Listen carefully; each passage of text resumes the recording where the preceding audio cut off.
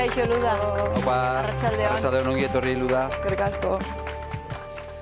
Beno, Luda, kezkatuta? Oso, bai. Oan dagoen egoerakin, besteik ezin da egin. Ta ezin dezu ez errinde mendikan, laguntzak behali, jazta, eta errezatu, besteik ez. Oraintxe jarraituko dugu gaur egongo egoerari buruz hizketan, Luda, baina lehendik eta behin kontatuko diguzuzu nola iritsi zinen Euskal Herrira? Bai, bira. 7 urtekin iritsi nintzen lehenengo aldiz. Horieko famili batea, Txernobil elkartetik, horrek 2 pertsonak akogitu ziaten, Marije eta Xabik, eta nire guraso dia, oain nire gurasoko ezela dia, eta ordun dikan. 7 urtekin lehenengo aldiz udara pasatzea, 2 hilabete, eta goia 12 ikastea. Pero joan etorrian ibilizara urteotan, eta 18 urte dituzunetik Orion bizi zara, ezta? Oida, 6 urtekin area junitzen berriz, hane honitzen 2 urtez, eta 18 berriz ebueltatu, eta guain arte.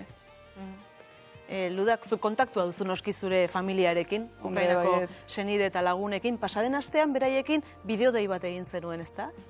Ino, goizeko 6etan, somatu nun nire mobila deika izala goizeko 6etan, ostiralen, dani, ostra, 6etan deitzia, eta justu ama bideoi amadaz.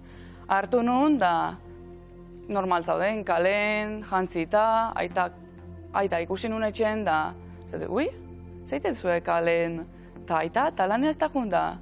Ba, hemen gaude kafia hartzen, da, kalen, da, aita atzo eskua puskatu, eta gaur lanea ez da jun, eta nahi jade behan duzabiela, eta gaur ez da jun lanea, eta etzian hasieran esan ze pasatzezan. Orduan, irakurren mensajia ni dakatemen lagun bat, Luba izena duna, de bai beak bere familia Ukranian daka. Eta beak idatzi zian, aberraltzian deitu. Eta esaten, goizeko 5etan, goizeko 6etan deitu, ez da normala, ez?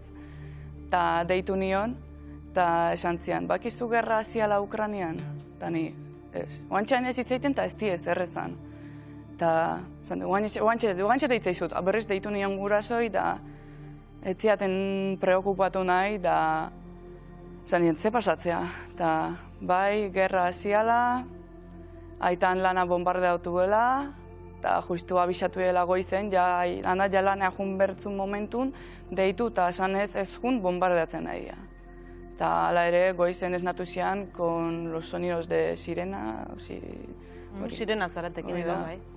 Zonola sentitu zinen jakintzen nuenean gerra hasi dela? Zendun ametxitan nahi nitzala. Goizeko 6ak zian, da ni lona goen dekan. Eta geho ja, pixkanaka onnea etortzen, eta ni, ostras. A ber, 8 urte egin doazen, bai ez? Guk ez genuen asko somatzen, baina bai fronterako irik, bai asko sufritu dela 8 urte hauetan. Baina 8 urte hauek eta geho ja, azkenen pauso hori eman du presidente horrek, eta guen, jazta. 8 egun goaz, berez beak pentsatzezun 3 egunetan ja Ukrainian inbadiuko zula, eta etzai batea jugo da, eta etzai bateako. Egia da, entzuten zirela ez da, horlako azken egunetan batez ere horlako gerra hots batzuk edo, baina ez dakitzen bateraino espero zenuten, edo sorpresa sartu duzuten? Ba, inoiz ez dezu espero gerra bat ez, eta nik esaten nien gurasoi, hemen asko entzutea guain, telebistan da, gerra hasiko gala, eta esateu gehien bat esate zuen, asustatzeko itezula ez, beldurra sartzeko, eta azkenen, arratoi bat bezala ibiliak, gaueko 4etan esaten begerra hasiko zula, jendia lo dago ordu hauetan. Hori da, izan da, bere atletikan oso arratoi bat ezela ibiliak. Luda, kontua da, zure aitak, nebak eta aitonak aireportu militarean egiten dutela lan, Errusiak hori bombardatu zuen. Lehenengo gauza bombardatu zuena hori izan. Eta badakizu aita eta neba ongi daudela, zentzu horretan? Hori da, ondo daude, ospain zuen herritikan, ze abiso bat pasazioen ostiralen eguardin, ja goizen hitzein dugun, geho guardin berriz, eta eguardi ja ordu, 2 ordu bat aterdik aldea, berrez egiten da esan, ospa ingo duen mendikan, ze abisoa izaigue pasatzen bombardea duen berduela.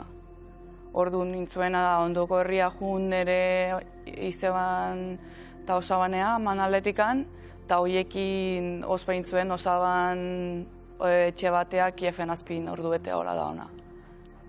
Baina, aitona juntzan lanea, eta ordundekan ez dakigu zer behataz. 8 egun. Eguna pasatu dira? Bai. Hor, Ukrainianok, guk igual egunak kontatzaitugu hientzako ja inferno bat. Ez daki ez da ze egunetan bizian, ez da ze ordutan, ez da ezerrez. Eta gaur justu amaita deitu hiet, egun naiz minutu, lo máximo que hablo, minutu bat egunen ez. Eta gaur deitu hiet, eta gure herrin ja 4 egun argitik gabe daude. Eta janaria ez, urik ez. Eta gaur voluntario batzuk egon diala banatzeko asmoz, janaria eta ura banatzeko asmoz, eta mak esan ditu horiek tirotea egin dituela, akatu egin dituela. Orduan, janariare banatzia pixkatzaia. Aita eta anaiaren berririk badukazu? Bai, han daude. Momentu ze etzaie iritsi ezer gerra juteko, eta espero ez iristia, porque orduan bai... Gaizki. Eta lagunak?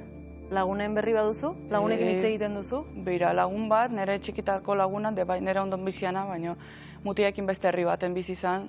Naizun etorri nire herria bere aizpa txikik jaso, batek 5 urtazka eta bestiak 15, horiek jaso eta jun.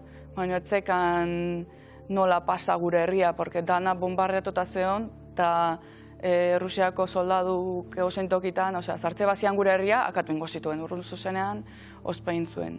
Eta viaje bat, 6 ordutan o 5 ordutan din berdana, 24 ordutan nintzuen. Kolangatikan, kotxen kolangatikan. Beste lagun bat hortxe dakat. Hortxe herri bertan, eta goizero idazteit, bizirik nao, ondo gaude, janari jabakat. Tiroteatzen nahi dia, bombak eroitzen nahi dia, baina ondo gaude momentuz. Eta beste lagun bat bai aitonan herrikoa. Bai desapareziu dala bere amakin, bere aman ere tutora izan dakoa. Eta hoien berri, 6 bat egun ez dazkigu, azkeneko aldiz irakurri nun, txetxenok, bai hor daudela, mobiak kendu zizkiela, eta egun hortatikan ez dakigu zer behataz. Nola dago zure herria? Nolan? Zure herrian momentu honetan zein da... Egoera? Bai, zure herriko egoera, badago militarren presentzia nabaria da? Bai, nire etxen, nire batzan, tanke gaude jarrita. Orduan, nire herrin, ondoko herrin, beste herrin, danetan daude. Eta bai, txetxenok, etxez-etxe ibiltzeiala, orduan abixatze du jendia, daude telegramen grupo batzuk, donde abixatu iteizue, bira, hauek da dabiltza ez sinistu, ez utzi zartzen, da preparatu.